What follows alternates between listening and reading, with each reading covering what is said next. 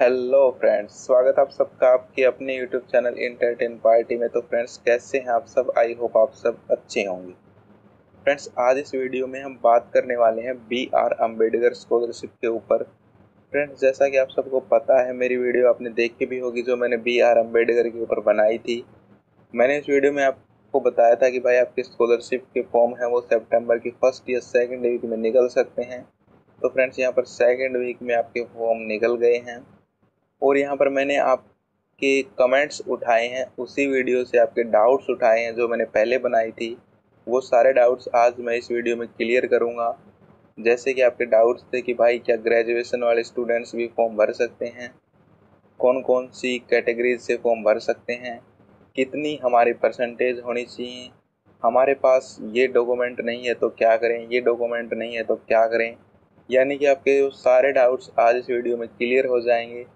और अगर doubt clear होते हैं और आपको लगता है कि हाँ वीडियो में दम है, तो वीडियो देखने के बाद आप चैनल को सब्सक्राइब करके जाएं, क्योंकि इस चैनल पर आपको इसी तरह की अपडेट्स और वीडियोस मिलती रहती हैं। वीडियो को लाइक कर दीजिए। चलिए वीडियो को स्टार्ट करते हैं बिना किसी देरी के। सो फ्रेंड्स, हम आ गए हैं गूगल के ऊपर और अब हम यहाँ पर टाइप करेंगे scbchharyana.org.in और यहाँ पर हरियाणा वेलफेयर डिपार्टमेंट की ऑफिशियल वेबसाइट है, जैसा कि आप स्क्रीन पर देख पा रहे हैं। इसे हम ओपन कर लेंगे। फ्रेंड्स, आपको वही वेबसाइट ओपन करनी है जो यहाँ पर रियल हो, जिसके आगे होम लिखा हुआ है, जैसा कि आप स्क्रीन पर देख पा रहे हैं। और यहीं से हम वो नोटिफिकेशन डाउनलोड करेंगे जो बी आर अम्बेडकर स्कॉलरशिप का यहाँ पर रिलीज़ हुआ है। तो हम आ गए हैं वेबसाइट के ऊपर। यहाँ पर आप देख सकते हैं welfare scheduled caste and backward class department. Scroll down करके नीचे आएंगे। यहाँ पर आपको एक ऑप्शन मिलेगा नोटिफिकेशंस एंड सर्कुलर्स। इसके ऊपर आपको क्लिक करना है। जैसे आप इसके ऊपर क्लिक करेंगे, हमारे सामने कुछ इस तरह का इंटरफेस ओपन हो जाएगा। इसके बाद हमें स्क्रॉल डाउन करके नीचे आना है दोबारा। यहाँ पर देखिए friends, regarding doctor B R Ambedkar मेधावी छात्रवृत्ति योजना फॉर एकेडमिक सीजन 2020-21, 9/9/2020, 9 सितंबर को ये रिलीज़ हुई है। पीडीएफ इसकी अब हम डाउनलोड कर लेते हैं। इस पीडीएफ इस नोटिफिकेशन से हमारे सारे के सारे डाउट्स यहाँ पर हम क्लियर करने की कोशिश करेंगे, जो भी आपने कमेंट किए थे। इसका लिंक मैं डिस्क्रिप्शन में दे दूँगा। इसी साइट के ऊपर आपको अप्लाई करना है। तो चलिए, नोटिफिकेशन है उसे डाउनलोड कर लेते हैं। सो फ्रेंड्स, हमने यहाँ से अपना नोटिफिकेशन है वो डाउनलोड कर लिया है। तो ये डाउनलोड होकर आ गया हमारा नोटिफिकेशन। हरियाणा सरकार अनुसूचित जातियाँ एवं पिछड़े वर्ग कल्याण विभाग। अंतिम तिथि है 30/10/2020। यानी कि बी आर अम्बेडकर स्कॉलरशिप के अप्लाई करने की लास्ट डेट 30 अक्टूबर है। ठीक है फ्रेंड्स, तो यहाँ पर आप इसके बारे में थोड़ा पढ़ लेते हैं। डॉक्टर अम्बेडकर मेधावी छात्र संशोधित योजना 2020-21। यहाँ पर कुछ पॉइंट्स दिए गए हैं।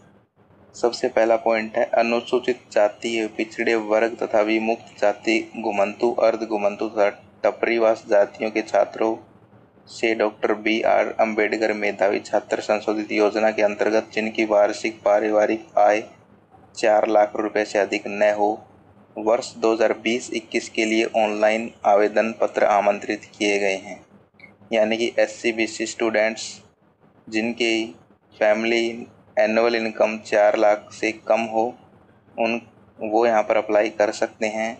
अप्लाई करने के लिए वेबसाइट भी यहाँ पर सेकंड पॉइंट में दी गई है, www.scbcharyana.com। ठीक है, जिस वेबसाइट से हमने ये डाउनलोड किया है नोटिफिकेशन, वही वेबसाइट है। लिंक मैं डिस्क्रिप्शन में डाल दूंगा फ्रेंड्स इसका। इसके बाद फ्रेंड्स बात कर लेते हैं थर्ड पॉइंट के ऊपर। छात्र दिनांक 11/9/2020 यानी कि आज से 30/10 यानी कि 30 अक्टूबर तक अप्लाई कर सकते हैं। अभी मैं आपको अप्लाई का प्रोसेस नहीं दिखाऊंगा, क्योंकि जब मैं ये वीडियो बना रहा हूँ तब यहाँ पर अभी ये जो लिंक है वो एक्टिवेट नहीं हुआ है अप्लाई करने का। तो उसके लिए मैं एक अलग वीडियो बनाऊंगा अगर आप कमेंट करेंगे तो। इसके बाद फ्रेंड्स फोर्थ पॉइंट है, किसी भी प्रकार की कठिनाई की स्थिति में हेल्पलाइन नंबर, ये जो हेल्पलाइन नंबर दिया गया है यहाँ पर, अथवा संबंधित जिला कल्याण अधिकारी कार्यालय से संपर्क करें। यानी कि फ्रेंड्स ये हेल्पलाइन नंबर दिए गए हैं, आप यहाँ पर भी कॉल करके कोई भी इंफॉर्मेशन पूछ सकते हैं, ले सकते हैं। अब बात कर लेते हैं अगले पॉइंट की तरफ। यहाँ पर फ्रेंड्स हमारे डाउट क्लियर होंगे कि कितनी परसेंटेज होनी चाहिए और किस बेस पे स्कॉलरशिप मिलती है। तो यहाँ पर इन्होंने साफ साफ लिख दिया है अनुसूचित जाति यानी कि SC स्टूडेंट्स के लिए यहाँ पर कुछ बातें बताई गई हैं कि अगर आप मैट्रिक बेस पे फॉर्म भर रहे हैं तो आपको 70% चाहिए अगर आप शहर से हैं, 60% चाहिए अगर आप गांव से हैं, और आपको 8,000 रुपये मिलेंगे। ठीक है, सबसे ऊपर ही ऊपर मैंने हाईलाइट भी कर दिया है रेड कलर से। ये है फॉर SC स्टूडेंट्स। अब मैं शेड्यूल्ड कास्ट की बात कर रहा हूँ, बाद में बात करेंगे BCA BCB की। तो यहाँ पर ये हो गया मैट्रिक बेस पे जो भी स्टूडेंट भरेंगे फॉर्म उनका क्लियर हो गया होगा। यहाँ पर शहर से 70%, गांव से 60%, 8,000 रुपये। ठीक है, इसके बाद बात करते हैं 10+2 बेस पे जो स्टूडेंट्स फॉर्म फिल करेंगे उनको अगर वो शहर से हैं तो 75%, और अगर गांव से बिलोंग करते हैं तो यहाँ पर उनको 70% चाहिए। अगर वो ग्रेजुएशन के प्रथम वर्ष में आर्ट्स लेंगे, क्योंकि यहाँ पर 10+2 बेस पे अगर फॉर्म फिल करेंगे तो अब वो ग्रेजुएशन ही करेंगे यानी कि कॉलेज करेंगे। तो अगर वो आर्ट्स यानी कि BA करेंगे तो 8,000, BCom और BSc करेंगे तो भी 8,000, कोई इंजीनियरिंग कोर्स करेंगे तो 9,000, और कोई मेडिकल कोर्स करेंगे तो 10,000 रुपये उनको मिलेंगे हर साल। ठीक है, ये बात हो गई 10+2 की। अब हम बात कर लेते हैं अगली। आगे यहाँ पर दिया हुआ ग्रेजुएशन। फ्रेंड्स कुछ स्टूडेंट्स का यहाँ पर यही डाउट था, कुछ भाइयों का, कि भाई क्या ग्रेजुएशन बेस पे भी स्कॉलरशिप ये मिलती है या नहीं। तो यहाँ पर मैं बता दूँ फ्रेंड्स, सिर्फ SC स्टूडेंट्स यानी कि शेड्यूल्ड कास्ट को ही ये स्कॉलरशिप ग्रेजुएशन बेस पे मिलती है। BCA BCB को ग्रेजुएशन बेस पे नहीं मिलती है। ठीक है, आपने कई वीडियोस देखी होंगी बट आप कंफ्यूज होंगे, लेकिन आज ही कंफ्यूजन आपका दूर हो जाएगा, और आई होप हो भी गया होगा कि सिर्फ शेड्यूल्ड कास्ट यानी SC स्टूडेंट्स को ही ग्रेजुएशन बेस पे मिलती है। और बात कर लेते हैं परसेंटेज क्राइटेरिया की। तो ग्रेजुएशन में 65% होने चाहिए अगर आप शहर से हैं, और 60% होने चाहिए अगर आप गांव से हैं। तो और ग्रेजुएशन बेस पे अगर आप फॉर्म अप्लाई करेंगे तो आप पोस्ट ग्रेजुएशन करेंगे। तो पोस्ट ग्रेजुएशन में अगर आप आर्ट्स कॉमर्स साइंस से करेंगे तो 9,000 यानी कि MCom B और MA। और दूसरा है इंजीनियरिंग कोर्स करेंगे यानी कि MTech वगैरह तो 11,000, और मेडिकल कोर्स करेंगे तो 12,000। अब बात कर लेते हैं फ्रेंड्स ख यानी कि पिछड़े वर्ग ब्लॉक A यानी कि BCA की। BCA में फ्रेंड्स यहाँ पर देखने वाली बात यही है, जो स्टूडेंट्स का डाउट है, यहाँ पर आपको 10+2 और ग्रेजुएशन बेस पे स्कॉलरशिप नहीं मिलती, सिर्फ और सिर्फ मैट्रिक बेस पे मिलती है। परसेंटेज यहाँ पर अगर आप शहर से हैं तो 70, गांव से हैं तो 60, और वही 8,000 रुपये आपको यहाँ पर मिलेंगे। इसके बाद फ्रेंड्स हम बात कर लेते हैं गए पिछड़े वर्ग ब्लॉक B यानी कि BCB की। BCB में भी फ्रेंड्स वही है कि यहाँ पर आपको सिर्फ और सिर्फ मैट्रिक बेस पे ही मिलती है। शहर से हैं तो 80% होने चाहिए, गांव से हैं तो 75% होने चाहिए, और यहाँ पर भी आपको सिर्फ और सिर्फ 8,000 रुपये ही मिलने वाले हैं। अब बात कर लेते हैं अगले पॉइंट की, छात्रवृत्ति हेतु पात्रता की शर्तें। यहाँ पर कुछ शर्तें यानी कि कुछ कंडीशंस दी गई हैं, जो आप फुलफिल करेंगे तो आपको स्कॉलरशिप मिल जाएगी। सबसे पहली है विद्यार्थी हरियाणा का मूल निवासी हो तथा अनुसूचित जाति पिछड़े वर्ग से संबंधित हो, यानी कि आप हरियाणा से होने चाहिए और SC BCA BCB से होने चाहिए। सेकंड है अनुसूचित जाति तथा पिछड़े वर्ग के छात्रों को यह छात्रवृत्ति स्कीम के पैरा नंबर 3 में वर्णित कक्षाओं के सभी स्ट्रीम्स के आधार पर दी जाएगी। यानी कि आप जिस बेस पे फॉर्म भरेंगे, यानी कि अगर 10th बेस पे भरेंगे तो 10th के नंबर देखे जाएंगे, 12th पे भरेंगे तो 12th के, और ग्रेजुएशन पे भरेंगे तो ग्रेजुएशन के। तो ये नॉर्मल सी बात है। अगला पॉइंट है थर्ड, यह छात्रवृत्ति सभी सरकारी गैर सरकारी मान्यता प्राप्त स्कूल कॉलेजों संस्थाओं विश्वविद्यालयों में पढ़ने वाले छात्रों को प्रदान की जाएगी। यहाँ पर अब कुछ स्टूडेंट्स का यही डाउट है कि भाई मैं प्राइवेट में पढ़ता हूँ, मैं गवर्नमेंट में पढ़ता हूँ, मैं ये कर रहा हूँ, मैं ये कर रहा हूँ। तो ऐसा कुछ नहीं है, सभी चाहे वो गैर सरकारी हो या सरकारी हो, बस मान्यता प्राप्त होना चाहिए, आप सभी को स्कॉलरशिप मिलेगी। ठीक है। अगला पॉइंट है पॉइंट नंबर 4, यह स्कीम मेरिट पर आधारित है, इसलिए जो छात्र इन वर्गों के छात्रों हेतु चलाई जा रही सामान्य स्कीमों के अंतर्गत छात्रवृत्ति प्राप्त कर रहे हैं, वे छात्र इस स्कीम के अंतर्गत भी छात्रवृत्ति पाने के पात्र होंगे, परंतु मेरिट आधारित किसी अन्य स्कीम के अंतर्गत पात्र नहीं होंगे। यानी कि अगर आप अम्बेडकर स्कॉलरशिप लेंगे तो आप कोई दूसरी स्कॉलरशिप साथ में ना ले रहे हों, ये आपको ध्यान रखना है।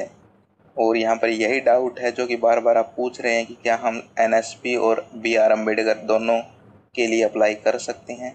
हाँ, आप अप्लाई कर सकते हैं, बट अगर डाटा आपका आगे जाके मैच हो जाता है तो BR अम्बेडकर वाली जो आपकी स्कॉलरशिप है वो नहीं आएगी। ठीक है। इसीलिए आप BR अम्बेडकर वाली स्कॉलरशिप है वो फिल कीजिए अगर आप उसके लिए एलिजिबल हैं, और अगर नेशनल स्कॉलरशिप के लिए एलिजिबल हैं तो आप फिर नेशनल स्कॉलरशिप ही अप्लाई कीजिए। ठीक है फ्रेंड्स, तो आपका ये डाउट भी क्लियर हो गया होगा। अब चलते हैं अगले पे। छात्र की सभी साधनों से वार्षिक आय, ये हमने बात कर ही ली, 4 लाख से अधिक न हो। यानी कि आपकी जो फैमिली की इनकम है, आपके पापा की इनकम है, वो पूरे साल की 4 लाख से कम होनी चाहिए, 4 लाख। ठीक है। अब बात कर लेते हैं अगले पॉइंट की, क्षेत्र अनुपात। क्षेत्र अनुपात इन द सेंस ये यहाँ पर कहना चाहते हैं कि जो यहाँ पर गांव के स्टूडेंट्स हैं ग्रामीण क्षेत्रों से, उनको यहाँ पर प्रायोरिटी दी जाएगी। अब बात कर लेते हैं स्कीम को परिपालित करने की प्रणाली, यानी कि फॉर्म भरने से लेकर आपके बैंक अकाउंट में पैसे आने तक क्या क्या यहाँ पर प्रोसेस रहेंगी।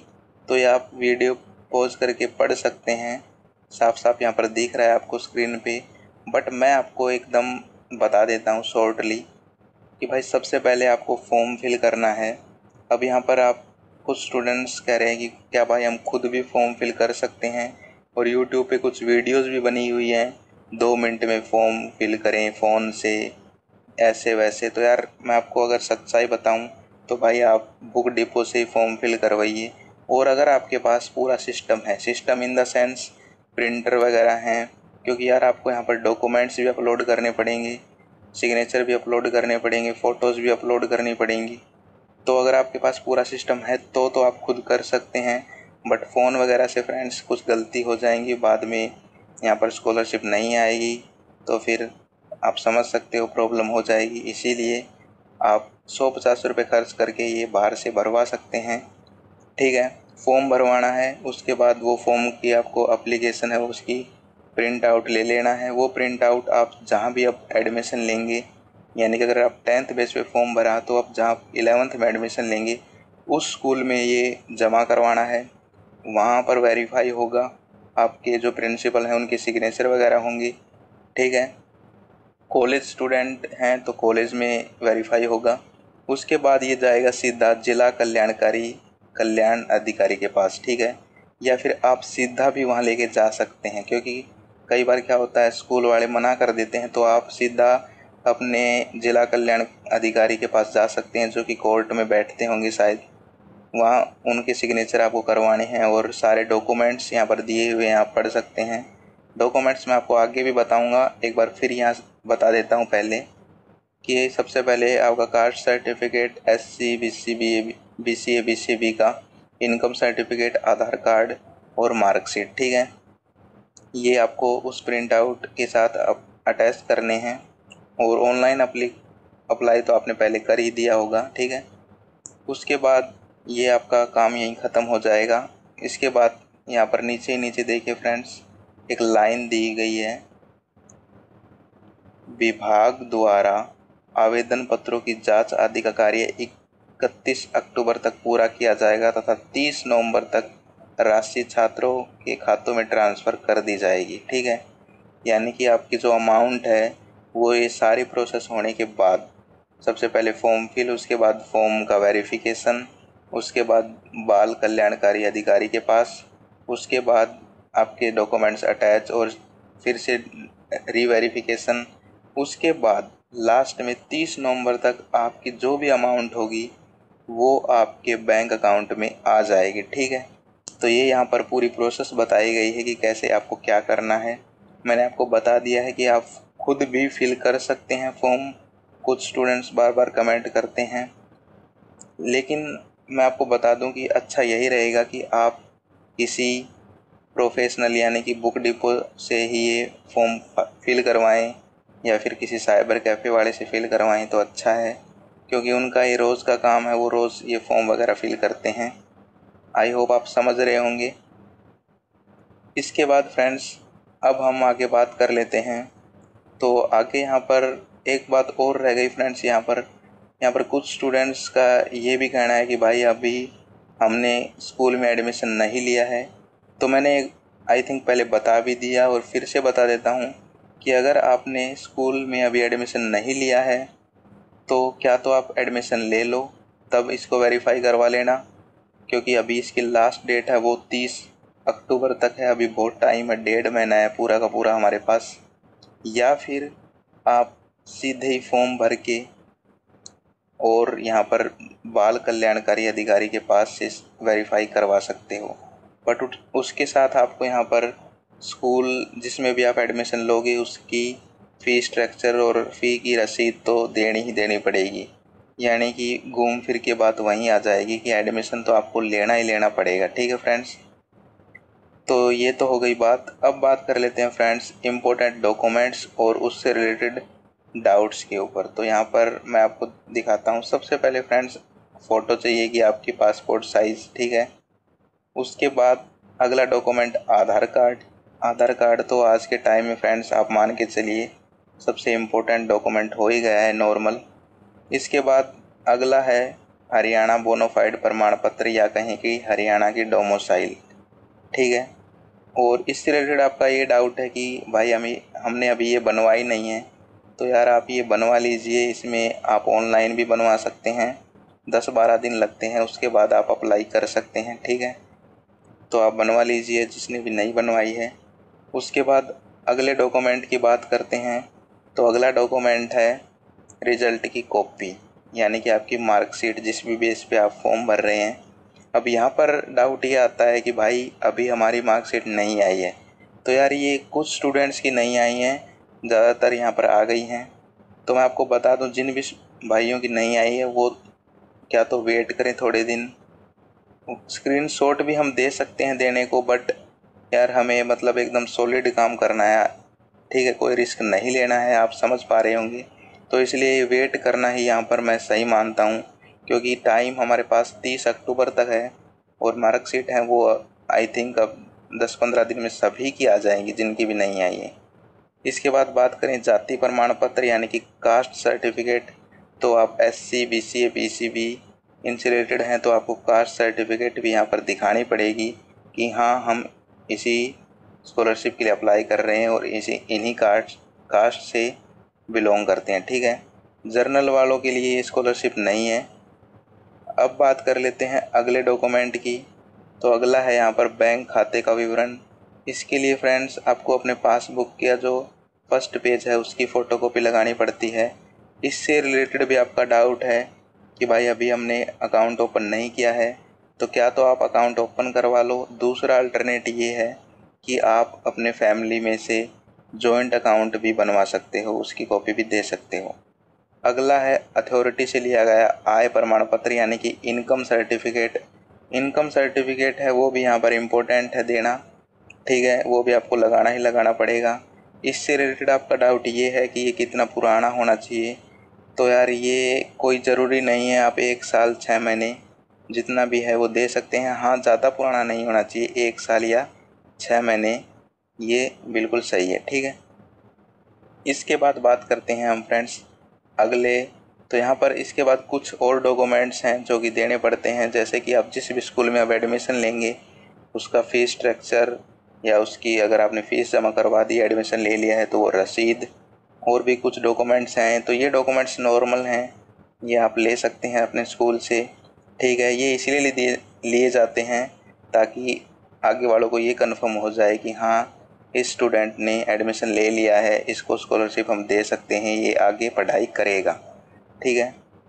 सो फ्रेंड्स ये थे सारे डाउट्स आपके और सारी बातें मैंने आपको बता दी हैं, ठीक है। एक बार फिर से बता देता हूँ, 11 यानी कि आज से ही फॉर्म है वो अप्लाई होने स्टार्ट हो गए हैं। 30 अक्टूबर लास्ट डेट है, ठीक है।